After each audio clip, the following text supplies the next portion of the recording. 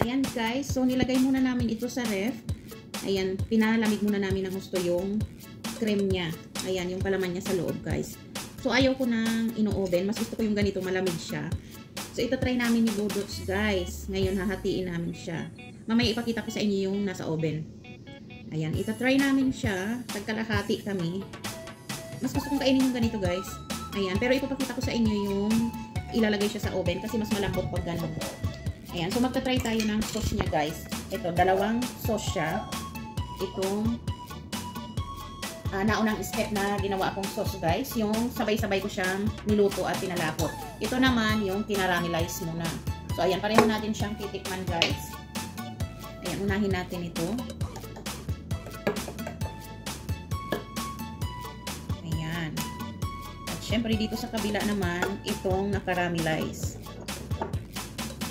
Ayan guys, yummy.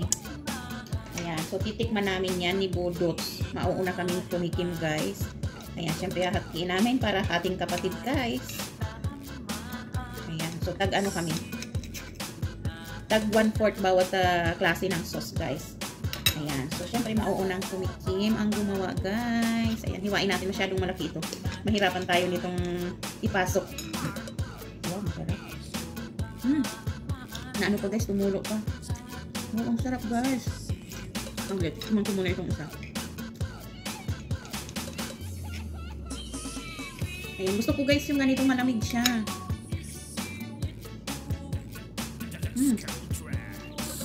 Guys, parehong masarap yung sauce niya guys.